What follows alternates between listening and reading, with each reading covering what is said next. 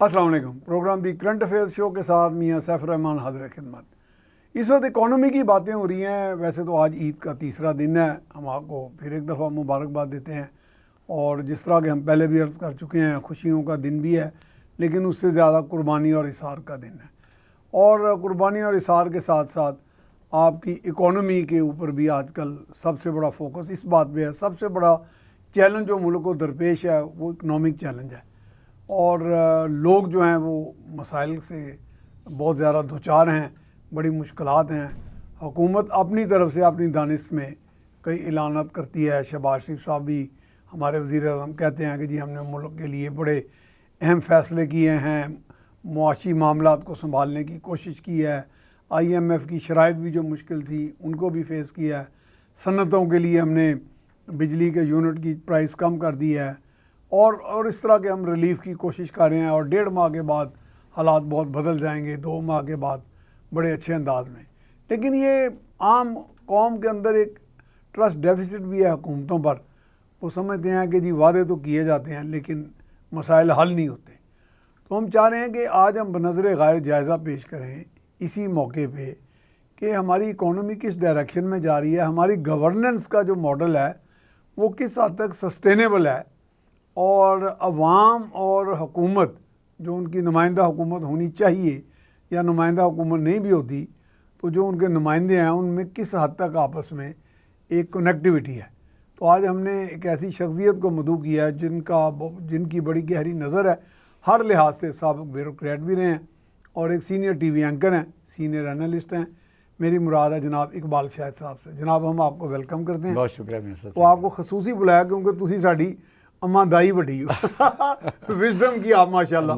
तो आपने जितनी चीज़ें देखी, फेस की, पढ़ा, देखा, लिखा, तो उस हवाले से हम चाहते हैं कि कौम को, एक तो आपको ईद का तीसरा दिन मुबारक, और कौम को मैं समझता हूँ कि इस निकालें इस दलदल से। क्या है, आप अच्छा एनालिस्ट जो होता है, एक अच्छी सूझबूझ का आदमी, वो लोगों को एक निकालता है उस पसमुर्दी की हालत से।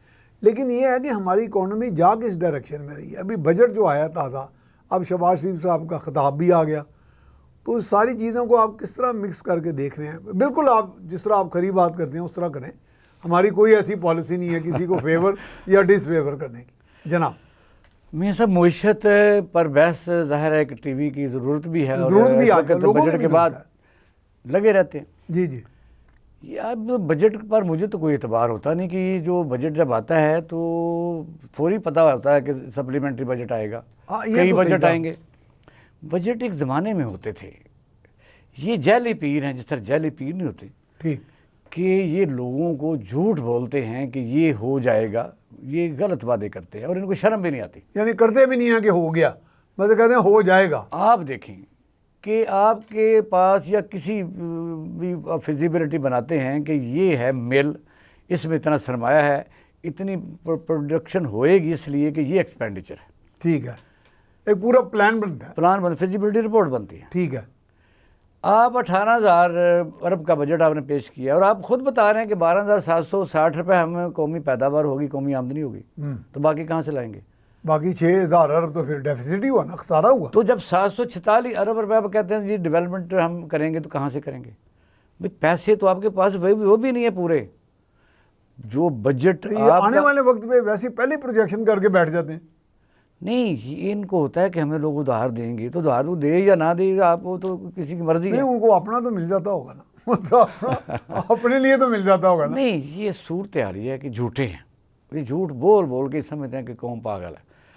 मैं फिर दोबारा दोहराता हूँ, अगर बजट में जो इन्होंने वो कैलकुलेट करके मुख्तलिफ हेड्स में पैसे रखे हैं वो है 18। अच्छा, आप ब्यूरोक्रेट हैं, एक सवाल ले लें, ये कैलकुलेट करता कौन है? अब साफ साफ बताएं। पहले तो करते थे, जब गुलाम इसहाक़ खां का ज़माना था तो वो तो कैलकुलेट होता था, क्योंकि मैं मिनिस्ट्री फाइनेंस में रहा और इत्तफाकन जिस वक्त रात को कोई भी बजट की कोई भी आइटम डिस्कस होती थी तो साइड इफ़ेक्ट, आमदनी, एक्सपेंडिचर और डेफिसिट, ठीक है, तो वो जब फाइनल होती थी तो वो कापी रिजर्व हो जाती थी और आखिरी हफ्ते CBI के दफ्तरों को ताले लग जाते थे। हाँ, कोई एंट्री नहीं होती थी, कोई आदमी अंदर से लीकेज ना करे। हम खुद ऑफिसर थे, हम नहीं वहाँ जा सकते थे। यस, अब ये है आप भी उस दौर में वहाँ रहे। मैं वजीर खजाना का सीनियर स्टाफ अफसर था। और आपको ये भी है, चलो ये तो अजीब खबर लगती है कि वो जो आखिरी कापी होती थी वो मेरे पास ही जमा होती थी। और पाकिस्तान के इस वक्त जो बड़े बड़े ओहदों पर फायद हैं, हाँ, ये जाके कहते थे कि हमें कुछ तो बता दो, कुछ बता दो। अब वो खुद इक़्तिदार लेकिन में हैं। इतनी कॉन्फिडेंशियलिटी रखी जाती थी कि उनको आम लोगों को पता नहीं नहीं, होता। जब उस वक्त ये कहते थे कि हमें कुछ बता दो, तो अब जब खुद इक़्तिदार में हैं तो किस लिए पूछते थे कि हम पहले चीज़ें ले आएं। बजट एक सीक्रेट डॉक्यूमेंट है। आप देखें कि कोई कहते हैं ना कि पूरी दुनिया में सिर्फ पाकिस्तान तो अकेला नहीं है, उनकी पॉलिसियों में तसलसल होता है। तसलसल की वजह होती है कि लोग फिर लंबी प्लानिंग करते हैं। आपने कोई फैक्ट्री कायम करनी है, आपने लोन आप लेना है। माजी में हम 5 साल प्लान बनाते रहे हैं, अब वो अब 15 वो दिन किधर बाद गए? अब बनाते हैं जिस तरह डे टू डे। एक आजकल वैसे तो डे टू डे दवाई भी निकली है, वो बड़े हमारे मशहूर एंकर और टीवी पर बताते रहते हैं कि डे टू डे, आज का दिन निकाल पता नहीं क्या होना है। अच्छा, आप देखें कि जे कल भावें मर जाओ तुसी, नहीं, आज खा लो। ये स्ट्रेटजी नहीं है।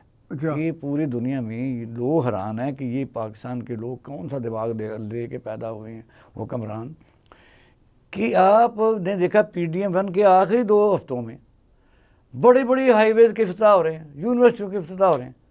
वो भी आपको पता है आप जा रहे हैं। अच्छा, वो सिर्फ इफ्तिताह ही थे, यानी प्रोजेक्ट इन्होंने प्रोजेक्ट नहीं थे, वो सॉलिड प्रोजेक्ट नहीं थे। नहीं है, पर अच्छा, सिर्फ इफ्तिताह थे। दिन गुजारने होते हैं। मसरूम इलाके के लोग कहेंगे सड़क बन रही है, ये फैक्ट्री बन रही है, बनी नहीं, वो बन ही नहीं सकती। भाई पैसे कितने हैं आपके पास? 73% तो जो बजट का आपकी कौमी आमदनी है, उस 73% लोन का इंटरेस्ट जाना है, कर्जों की जो अदायगी कर्जे है, वापस नहीं जाने, कर्जों के जो सर्विसिंग है, डेट सर्विसिंग, यस, उसमें चला जाएगा, उस पर चला जाएगा, सूद पे। सूद में। असल कर्जा फिर वही रहेगा, कर्जा तो वही रहेगा। वो आपका जो साल का सूद है वो इतना हेवी हो चुका है कि 73% अब टोटल। तो इकबाल शाह साहब कहते हैं 128 बिलियन डॉलर तक चला गया, शायद इससे भी आगे चला गया, जो एक्सटर्नल डेट है। देखो, मुल्क के अंदर भी तो आप ले रहे हैं ना आप कर्जा। मिनिस्ट्री फाइनेंस से पूछें फिगर और है, FBI से पूछें और है, वजीर खजाना के स्टाफ से पूछें और है। किसी को कख पता नहीं होता, क्योंकि कई दफ़ा तो होता है। या खैर जो हमारी माशाल्लाह पार्लियामेंट का इजलास हो रहा होता है तो वहाँ आप सुबह चले जाएं, जो प्रेसिडेंट अगर कौमी असम्बली का स्पीकर कर रहा हो, बड़ी माजरत के साथ हम TV पर बैठे हैं, चेयरमैन सेनेट साहब हैं, आप वहाँ चले जाएं, उनसे पूछें कि ये जो बजट आपको सामने पेश हुआ है, इसके कोई मुझे बता दें कि यार वर्के बता दें कितने। नहीं, हमने कई मरतबा पूछा, नहीं, वर्के बता दें कितने। पूछा जी आपने कभी पढ़ा इसका कोई सवाल? वो कहते हैं 8 किलो। वो छोड़ो यार की सवाल कर रहे हो, इतने बड़े पलंदे होते हैं। 8 किलो की किताबें होती हैं। हाँ, मैंने देखी है। अच्छा, जब वो प्रेसिडिंग चेयर को नहीं पता, किसी मिनिस्टर को नहीं पता, नहीं पता, MN को तो खबर पता ही नहीं, वो तो खोलता ही नहीं। होता ये कि पाकिस्तान में ना ज़ाहिर है अब इस तरह की बातें हम करते हैं तो उदास कर देते हैं, हम खुद भी उदास हो जाते हैं। हुकूमत की जिम्मेदारी क्या है? क्या ये जबरी है, मैंडेटरी है? क्या खुदा का हुक्म आया कि आपने रहना है?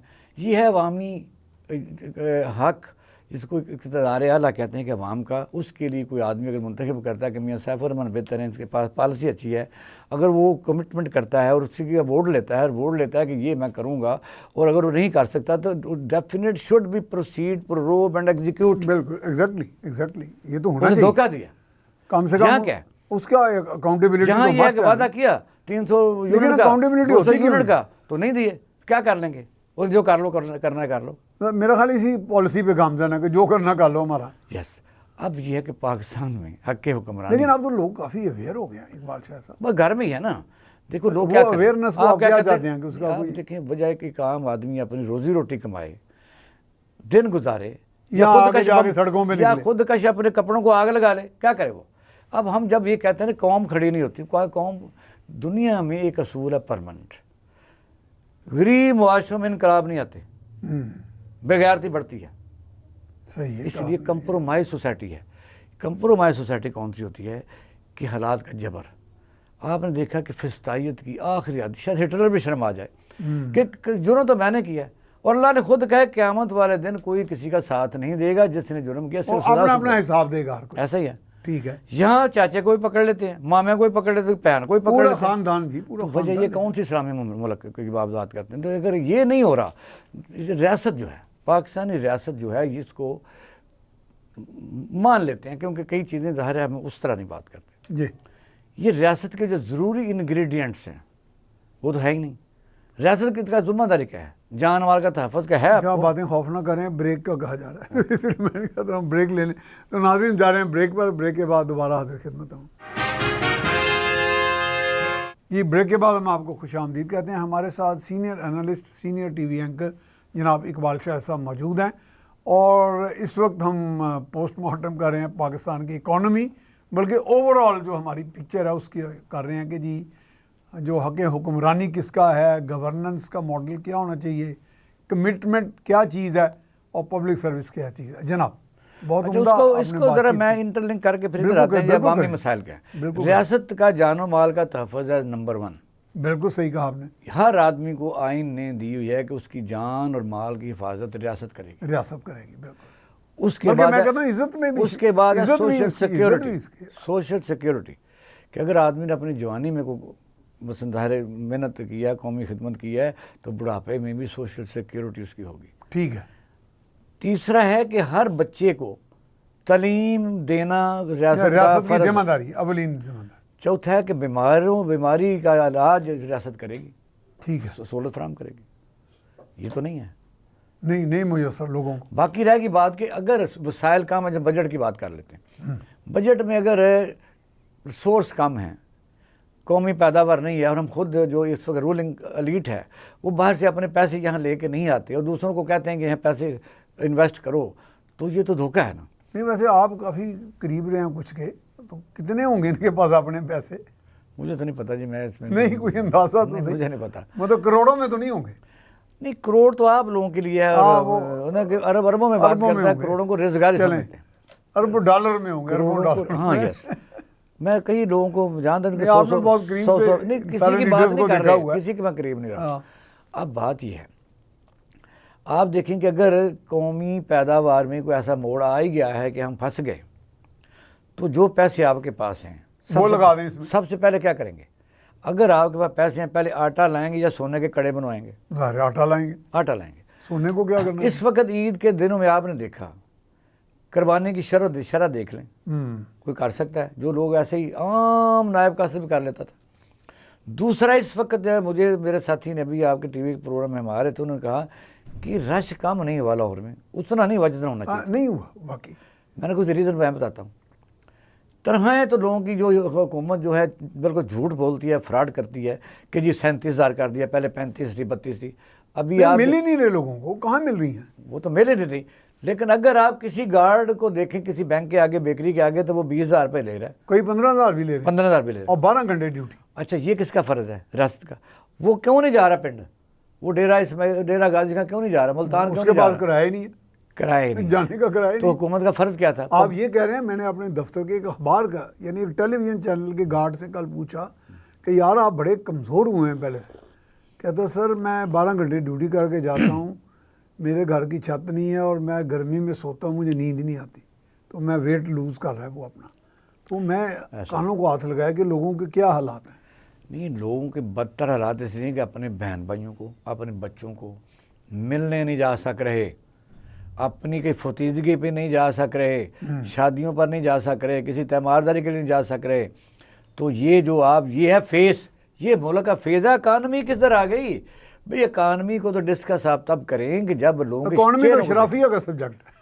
हाँ, इस हवाले से तो अशराफिया ने आप देखेंगे कौमी असम्बली के बजट में इजाफा 30% कर दिया गया, ऐवान सदर का कर दिया गया, तनख्वाहों का कर दिया गया, और फिर डिफेंस बजट का आप देख लें, उसके बाद बचता क्या है? अच्छा, डिफेंस वाले मेरे साथ एक दफ़ा वो डॉक्टर मोहित यूसुफ थे, गवर्नर हाउस में बैठे थे, वो आपको पता सिक्योरिटी एडवाइज़र है हमारे। कहते हैं साहब हमारी जो आर्म्ड फोर्सेज हैं दे आर अंडर रिसोर्स्ड। मैं कहा ये मैं आपके मुंह से सुन रहा हूँ, तो वो उनके जो वो वसाइल ठीक कहते हैं। अच्छा। उस तरह ये ठीक कहते हैं। अच्छा, अब ये एक और बात बन जाती है उसका, हमारे आपको पता है पाकिस्तान में तो ऐसी बात हम नहीं कर सकते। ठीक है। यानी उस अदारे के पास पाकिस्तान के हर इंस्टीट्यूशन में वो मौजूद हैं, सीमेंट फैक्ट्रियों में है, तो आप कोई भी हो, वो भी सोर्स ही है ना।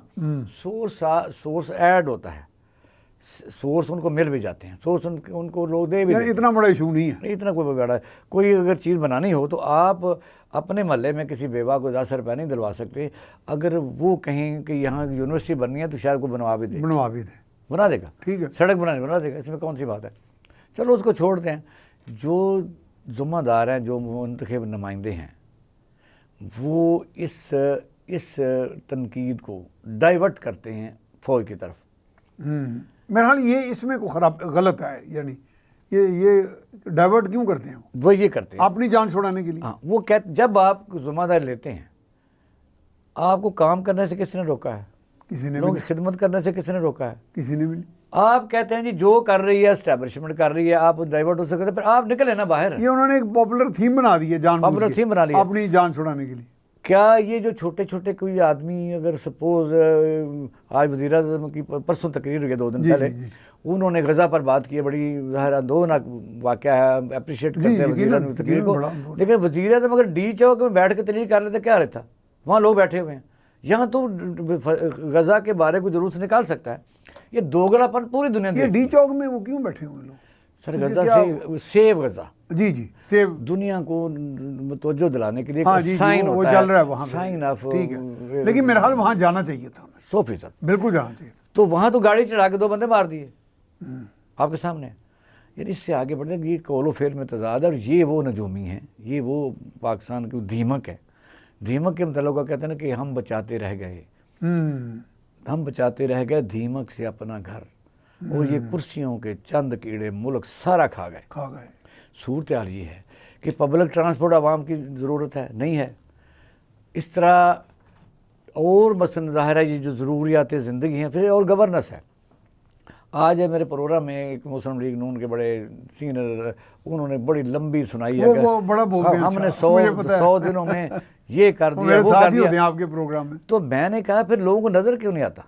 अगर किसी बंदे ने रोटी खाई है चौपड़ी हुई, दूध में पिया हुआ है, तो उसके चेहरे पर नज़र क्यों नहीं आता?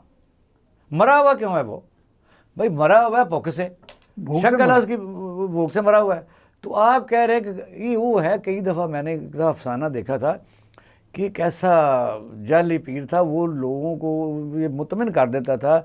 अब आप खाली पेट भी मुतमिन कर देते, खाली पेट भी अब आप अच्छा, के अंदर आप असल में कहना ये चाह रहे हैं कि खाली पेट मुतमिन करने वाले खाली पेट मुतमिन जाली पीर हैं। सर बजाइए कि मुल्क का नौजवान इस वक्त, अच्छा, आप यकीन करें कि ये वो पाकिस्तान नहीं है जिसको बनाया गया था।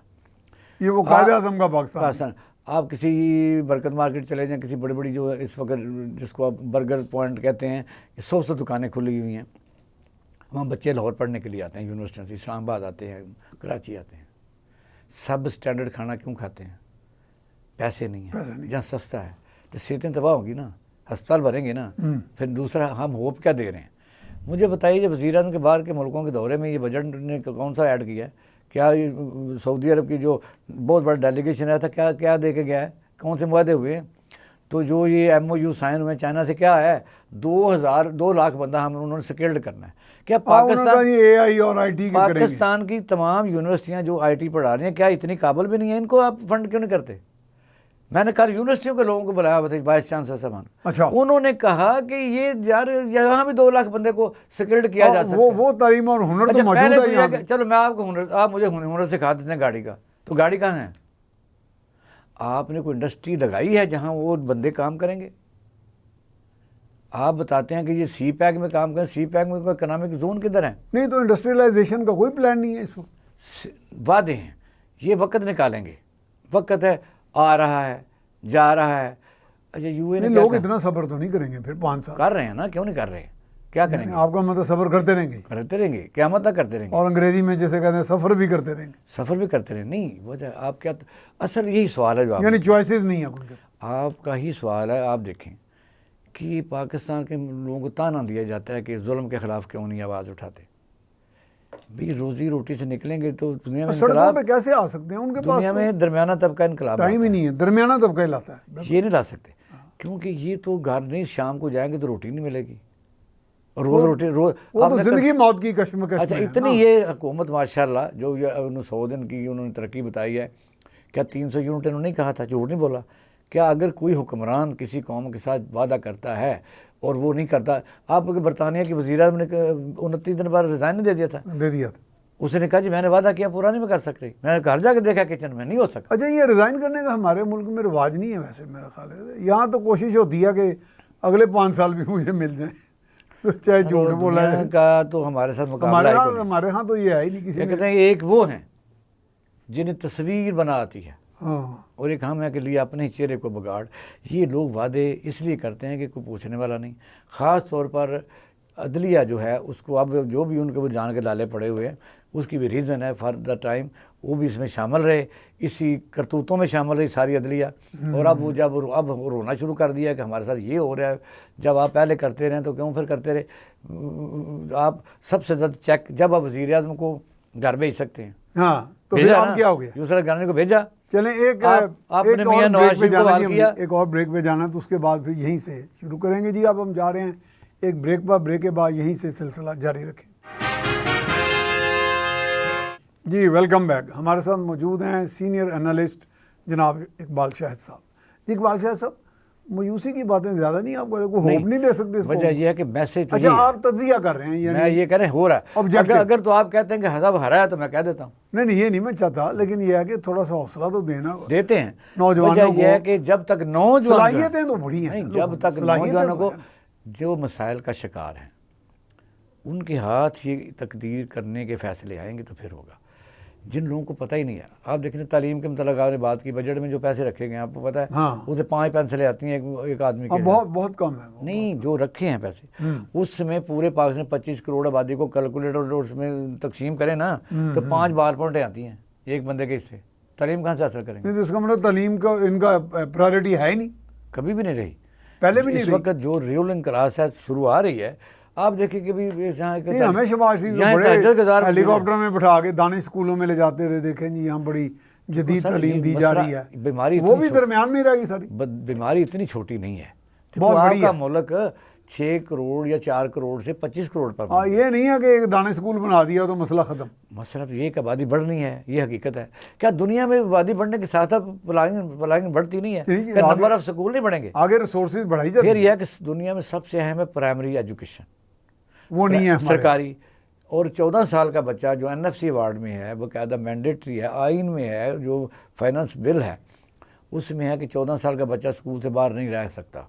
और आपने देखा कि FATF जो है उसने पाकिस्तान में सैंक्शन क्यों लगाई कि यहाँ बच्चे चाइल्ड लेबर है, तो किसकी ज़िम्मेदारी है? वजह यह है कि जो ज़िम्मेदारी स्टेट की है वो पूरी हो रही है। अगर आप बजट में पैसे ही नहीं रखते, स्कूलों में आप टाट नहीं देते, आप सिंध सारा दे लें, आप जहाँ भी चले जाएं, बल्कि ये जहाँ आप बैठे हैं इसके साथ ही कलमा चौक है, उर्ली तरफ सरकारी स्कूल में जब आप और मेरे लंबे अच्छा, लंबे ये लड़के बड़े ज़मीन पर बैठे हमें हो। वज़राए आला के 2 वज़राए आला के दफातर में मदऊ किया गया, बड़ी भारी भरकम ब्रीफिंग दी गई। पहले परवेज़ लाई का दौर था, फिर शहबाज शरीफ साहब ने उन्होंने बड़े मार्कर्स के साथ दिखाया कि जी मिसिंग फैसिलिटीज़ हमने आइडेंटिफाई कर लिया। ये मेरा करते तो ब्यूरोक्रेट ही हैं ये सारे। अच्छा, missing चकरबादियाँ, जो है ना, ये नया लफ्ज़ उनका यहाँ टॉयलेट नहीं था हमने वो बना दिया, यहाँ छत नहीं थी वो बना ये दी। टॉयलेट से कभी निकलेंगे नहीं। अब- आप देखें ये जो होता है ना, जो चीज़ें हर साल आपको पता है कि अगर समुद्री जहाज़ भी हो ना तो जहाँ जाके लंगर ना हो वहाँ बुर्श फेरना पड़ता है, उसको रिवैम्प करना पड़ता है। रिवैम्प करना पड़ता है। ठीक है। तो ये जो स्कूल हैं ये साल बाद जब छुट्टियाँ होती हैं उसको करना ही पड़ता था। ये आज की बात थोड़ी है। ये ये तो अगर एक बाथरूम में कांस्टेंट टूटना- रिक्वायरमेंट है। कुंडी टूटने नहीं, ठीक है, वो तो फिर- रिप्लेस करनी है आपने। क्योंकि आपने स्कूलों में कंस्ट्रक्शन का स्टैंडर्ड वो बनाया, वो कुंडी टूटनी है। और आपने देखा कि जो पुराने प्री पार्टीशन स्कूल बने हुए हैं वो अभी मौजूद हैं। हाँ, उसकी जो स्टैंडर्ड ऑफ कंस्ट्रक्शन है वो कितनी हाई है। और हम जो बनाते हैं मुतलका अवामी नुमाइंदे के साथ मिलकर ठेकेदार के साथ कमीशन इतनी है, 45% पैसा लगता है, तो स्कूल क्या करेगा, गार्डर क्या करेगा? हाँ, वो तो उसमें नाकस मटीरियल नाकस है। यहाँ एक आर्ट का नमूना है लाहौर में, उसका जानबूझ के नाम ले रहा, 5 अरब रुपए का मनसूबा बना, वजीरा लाते रहे, उस नहाते रहे, सब कुछ जाके देख लें वहाँ कुंडियाँ सारी ख़राब हो गई हैं और बैठ गई है टाइल सारी, और वहाँ जाके उन्हें वो दिल ही नहीं करता, किसी का पानी नीचे चला गया। वजह ये है। अच्छा, ये क्या है, ये जो कौमी बजट है इसमें 12,000 बल्कि 13,000 टैक्स का जो बना दिया इन्होंने हदफ, ये अचीवेबल है? देखिए कहने यही झूठ है ना। पहले तो 9,400 था, हमारे आय के प्रोग्राम का मेन पूरा नहीं हुआ हदफ। हमारे आय के प्रोग्राम का गालमन नुकता यही है, ठीक है, कि जब आप ये बातें कर रहे हैं क्या पूरा कर लेंगे? नहीं कर सकते। आपने हेल्थ के लिए 5 पैनाडोल गोलियों के बराबर रखा है मुल्क की टोटल आबादी के हिसाब से। एजुकेशन का मैंने 5 पेंसिलें बता दी हैं। बाकी आप इस बजट में आवाम के लिए आप टैक्सों की बात करते हैं, ये तो सवाल भी वज़ीर ख़ज़ाना के सामने हमारे एक बड़े बहादुर जर्नलिस्ट ने किया, आपने सुन लिया होगा जी। उसने कहा जी आपने अपने अखराजात तो कम किए नहीं, वो जो टैक्स है ये इस वक्त तो पहली बात तो ये है कि हुकूमत को तो ये ही नहीं पता कि जो प्राइवेट सेक्टर है, प्राइवेट सेक्टर में जो मिलें हैं, जो शुगर मिले हैं, जो फ्लोर मिले हैं, जो बड़ी बड़ी पैराडाइज हैं, वो किन की हैं, तो उनमें जो मुलाजम काम करते हैं, पहली बात है वहाँ इम्प्लीमेंटेशन अगर नहीं हो रहा 37,000 रुपया, तो फिर जो फाइलर और नॉन फाइलर का रौला तो वही शुरू हो जाता है। नहीं, इम्प्लीमेंट तो नहीं हो रहा वैसे। यानी अगर 37,000 है, आपने खुद बताया कि 15 भी ले रहे हैं जी, ऐसे हैं तो लोग, 15 ले रहे हैं, तो सर्वे अगर की है। आप वो शिकायत करेगा तो 15 से भी जाएगा, उसकी सुननी तो किसी ने नहीं, नौकरी से बर्खास्त हो जाएगा। बर्खास्त हो जाए। फिर गवर्नमेंट ने खुद काम किया है काफ़ी सालों से, और अल्हम्दुलिल्लाह इसी हमारे महबूब जो वज़ीर आज़म है, मेरे प्यारे मेरे लीडर जो हैं, इन्हीं के दौर में, इन्होंने दौर में ही इन्होंने किया कि परमानेंट मुलाजम नहीं रखना। आपको पता है इससे क्या नुकसान होता है? यानी कॉन्ट्रैक्ट पे 89 डेज रखना है। उस अदारे के मुलाजम को अदारे का कोई ख्याल नहीं रख सकता, वो उसे पता कब जब मर्जी मुझे निकाल देंगे, और अदारे का सरबरा उसे कोई वेट ही नहीं देता। वैसे माफ़ करें, हुकूमत के अलावा बाकी जितने भी सेक्टर्स हैं ना प्राइवेट, वहाँ जितना भी रेगुलर परमानेंट एम्प्लॉई है, वो वकील इतने तगड़े उन्होंने रखे होते हैं, उनको भी निकालते हुए मिनट नहीं लगाते और बाद में उनको बहाल भी नहीं करते। अब हम जो ये नुकता उठाते हैं ना, तो पहली बात मेरा आप ही से सवाल है कि जब निकालते हैं कोई रीज़न तो होनी चाहिए। आपको पता है कि जो इंडस्ट्रियल आर्डिनेंस क्या है? हाँ, उसमें जुल्फ़िकार भुट्टो साहब ने बेहतरीन नेकी की थी, उसमें सौदाकारी एजेंट बनाए थे। हाँ जी, उसमें बाकायदा लेबर अफसर मुकर्रर किए। ये आप कोलेक्टिव बार्गेनिंग एजेंट वही कह रहे हैं ना? यस। हाँ जी। अब बताइए कि अगर मिल किसी स्टेट में जो रियासत है जिसमें आइन है, उसमें अगर कोई वर्कर काम करता है तो उसका राइट नहीं है? नहीं, राइट है, तो राइट अगर है तो अदालत में जा नहीं सकता। सारे हैं लॉज, क्या अदालत में नहीं जा सकता? जाना चाहिए, लेकिन ये भी है कि पहले NIRC बनी, फिर लेबर का, आप तो लेकिन फिर आपने देखा फैसले किसके हक में हुए? कभी मजदूर के हक में नहीं हुए, चंद एक के अलावा, चंद एक के अलावा, चंद एक के अलावा। सही, सारे मेल ओनर के हक में हुए। और आजकल ये हो रहा है, जब ये मेल ओनर इक़्तिदार में सारे लोग आए, तो पता है लेबर अफसर, मुझे 75 का वाक़या याद है, खानपुर डैम बन रहा था, तो लेबर अफसर की इतनी पावर होती थी कि वही छुट्टी दे सकता था, वही मज़दूर जो लेबर है उसका ख्याल रखता था, सैलरी मिली है नहीं मिली, तो हेल्थ के लिए कार्ड बना है नहीं बना है, तनख्वाह मिल रही है या दवाई मिल रही है। अब आपको पता है कि कानून क्या है? किसी भी इंडस्ट्रियल स्टेट में लेबर अफसर एंटर नहीं हो सकता चैम्बर ऑफ कॉमर्स के प्रेसिडेंट से इजाज़त के बगैर। इसका मतलब जब लेबर अफसर जो लेबर के कवानीन को इम्प्लीमेंट करना होता है कि उसकी सेहत कैसी है, जहाँ बॉयलर में काम कर रहा है उसका स्टैंडर्ड कैसा है, वो चेक हुआ नहीं हुआ, उसमें हवा है, उसमें इंसानी सेहत। लेकिन इकबाल शाह साहब, IMF से भी बड़ा एक, यानी उतना बड़ा ना सही, एक बहुत मौसर अदारा है ILO, इंटरनेशनल लेबर ऑर्गेनाइजेशन।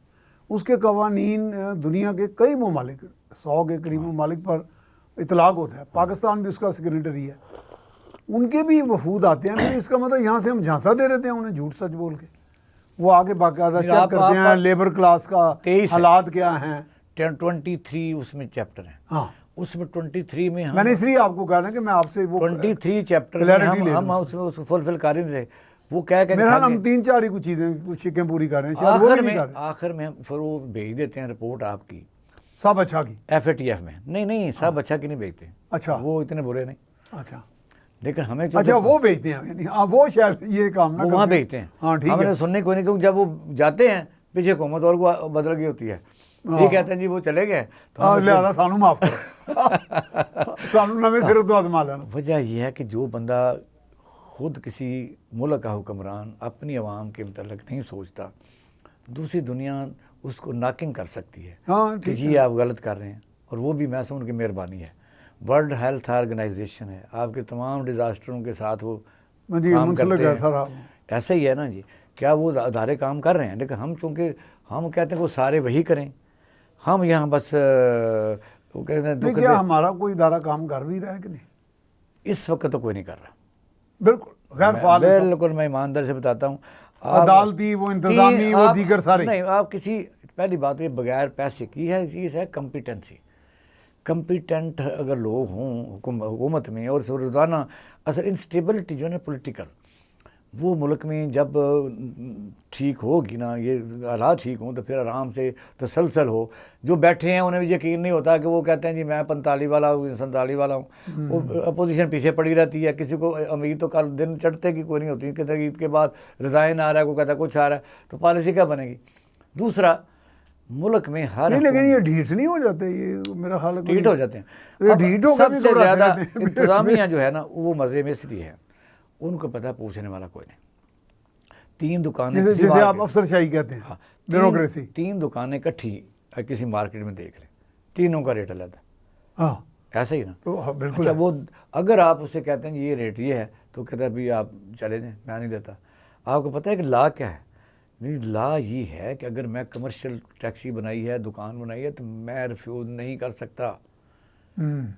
अगर मैं अच्छा, करता आप खुद हूँ, मजिस्ट्रेट रहे हैं। हाँ। प्राइस मजिस्ट्रेट का ये बड़ा रौला पड़ता है जी, 1700 प्राइस मजिस्ट्रेट हैं सिर्फ पंजाब में। वो फंक्शनल हैं नहीं है? आपने एक दफ़ा बताया था कि वो भी प्रॉपर्ली फंक्शनल नहीं है। ये धोखा है। ये कोई ये प्राइस सिर्फ फिगर वर्क है सारा। फिगर वो कहता है ये भी थोड़ा एलेबरेट कर देना। ये प्राइस मजिस्ट्रेट है ही नहीं। ये नोटिफिकेशन के तहत सिर्फ कागजी कार्रवाई है। मार्केट कमेटी का सेक्रेटरी, हमारा पटवारी, गिरदावर को मजिस्ट्रेट, नायब सीलर को मजिस्ट्रेट। अच्छा। सीलदार तो चलो होता ही मजिस्ट्रेट, लेकिन उसे भी बना दिया मजिस्ट्रेट। अच्छा, मजिस्ट्रेट करेगा क्या? पहली बात तो यह है कि उसके पास इख्तियारत क्या है। ये जब ये सेपरेशन हुई थी, अच्छा इकबाल साहब, एक अनदर ब्रेक। तो जी हम जा रहे हैं एक और ब्रेक पर। ब्रेक के बाद दोबारा हाजिर खिदमत हो। जी वेलकम बैक। जनाब, आप बात कर रहे थे ना कि प्राइस नहीं, आपने मजिस्ट्रेट सवाल किया था कि इस वक्त लोग कहते हैं जी प्राइस मजिस्ट्रेट तलब और रसद के मसाइल से हट के बड़ा अहम किरदार हो सकता है उसका। हो सकता है, पहले तो ये बताएं, हो सकता है, देखिए जी बात, लेकिन हो क्यों नहीं रहा? नहीं, ये हुकूमत जब से, मैं पहले कहता हूँ कि हुकूमत किसी मसले में संजीदा नहीं है। जब रोज़ाना ये लेकिन प्राइस मजिस्ट्रेट तो इकबाल शाह साहब पिछली हुकूमतों में भी थे। नहीं, वो बाकायदा मजिस्ट्रेट थे। अच्छा, उनके पास इख्तियार था, और तो उस वक्त इख्तियार थे, उस वक्त अदलिया स्टाफ था उनके पास, उस वक्त अदलिया और इंतजामिया की सेपरेशन नहीं हुई थी, नहीं हुई थी। 1973 और के उसके उनके पास वो अदालती नीम अदालती इख्तियार थे। सेक्शन 30 भी था। ठीक है, सेक्शन 30 भी था। अब ये है कि जब सेपरेशन हुई तो पुलिस डायरेक्ट सिविल जज के मुताबिक चली गई, पुलिस इंतजामिया से हट गई, दस्तंदाजी जो है वो तो हट गई। अब ये है कि मजिस्ट्रेट से और लेके सिविल जज जो है, जो अदालतों ने इख्तियार तो आपने ले लिए, हाँ। लेकिन जिम्मेदारी नहीं ली। जिम्मेदारी ये नहीं ली कि अगर आपने पुलिस जो है आपके अंडर आ गई है, तो फिर आप इलाके के दूसरे केसेस सुनते हैं, तो फिर ये भी अपने डोमेन में रखें। जो पब्लिक मैटर्स हैं, पब्लिक प्रॉब्लम्स हैं, आपने उनको हाथ नहीं लगाया। आपको चाहिए था कि बाज़ारों में उनकी ड्यूटी लगाते हैं। अब भी हम रिक्वेस्ट करेंगे चीफ जस्टिस ऑफ पाकिस्तान से कि इन सिविल जज साहबान को अगर पुलिस और इख्तियार दिए हैं, तो ये अवामी मसाइल से बड़ा कौन सा मसला है? All the rules are made for the people. बिल्कुल, फॉर द पीपल। अब 1700 मजिस्ट्रेट हुकूमत अपनी जान छुड़ाने के लिए, पीरियड टर्न्योर आपका गुजारने के लिए जी बना देती है, कभी ना कभी, कभी रमज़ान बाजार, कभी इतवार बाजार। ये भी दुनिया में तमाशा वो चक्कर लगा भी लेते हैं। ये भी तमाशा है, ये होना ही नहीं चाहिए भाई। अगर आपकी रेट मजबूत है तो भाई आप रमज़ान बाजार लगाते हैं। हाँ। आप हर गली मोहल्ले में एक रेट होना चाहिए। ये आप क्या करते हैं, एक शहर के एक कोने के एक गली के नुक्कड़ पर आपकी रेट कायम हो गई है, और बाकी जगह पे 43 बंदे वहाँ बैठे हैं, तो 6 गाहक बैठे हुए, गाहक 6 हैं, और वहाँ एक ट्रक खड़ा है आटे का। आपने कहा उनसे फेस पेश कर रहे। हर आदमी जो है, क्या पूरी दुनिया में कानून की अमलदारी नहीं है? कानून तो हर आदमी के लिए है, हर गली के नुक्कड़ पर है, शहर के हर कोने पर है। आप अपनी रिट को कमज़ोर करके एक मार्केट के एक कोने के एक नुक्कड़ पर ले जाते हैं, बाकी जो मर्जी करे। अच्छा, ये इशू बारदाने में भी बड़ा आता है। हमें कई लोग आ कहते हैं मिनिस्टर को कह दो बारदाना ला दो, जिम्मेदारों को, उसमें भी आना हमने थोड़ी देर बाद। अच्छा, पहले ये बात कर लें आप। ये मजिस्ट्रेट जो हैं, इनके पास पहली बात है कि मजिस्ट्रेट को मजिस्ट्रेट लिखने से मजिस्ट्रेट नहीं बनता जब तक उसका ऑफिस ना हो, बिल्कुल, उसके बाद रीडर ना हो, रीडर स्टाफ, पुलिस ना हो, और उसके पास बाकायदा सजा देने का अख्तियार, एनफोर्समेंट की पावर ना हो। हाँ, उसे सजा देने का अख्तियार ना हो, तो फिर तो हम मानेंगे। फिर यह है कि आपने तो नहीं, लेकिन अब चूंकि अदालतों ने ले ली पावर्स जुडिशल, लेकिन एक इंतजामी इख्तियार भी तो था ना, जैसे फूड अथॉरिटी के पास है कि वो 50 लाख जुर्माना 10 लाख कर लेती है, तो इस तरह भी तो हो सकता है ना सर। जुर्माना इंतजामी जुर्माना जो है ना, जुर्माने का वो सजा काफ़ी नहीं, जुर्माने की सजा काफ़ी इसलिए उससे नहीं लोग डरते। वो इसलिए आप देखेंगे 2000 लीटर दूध आ रहा है, 2000 लीटर वो दूध जेली आ रहा है और केमिकल का आ रहा है, आपने 50,000 जुर्माना कर रही है, और मुझे कई हंसी आती है कि जी फूड अथॉरिटी ने दूध गिरा दिया, देखिए ये क्या तरीका है? आप उसको बांधते क्यों नहीं किस दरख्त के साथ? वो सारा दूध उसे पिलाएं, मुझे अफसा लग जाए, अगर वो केमिकल मर जाएगा खुद ही वो। वजह ये है कि या फिर उसे छोड़ दें। ये आपने क्या तमाशा बनाया हुआ? गैर कानूनी बातें ज्यादा नहीं कर रहे? नहीं, गैर कानूनी है। अच्छा, आप सुनिए, जब दरख्त के साथ मैं मिसाल दे देता हूँ। अच्छा, शेर शाह सूरी के ज़माने में, पहली मिसाल एक दफ़ा गालमन आपको प्राइवेट नहीं ये तो हमारे जज्बात है ना, मैं कहा वैसे जज्बात नहीं बंद।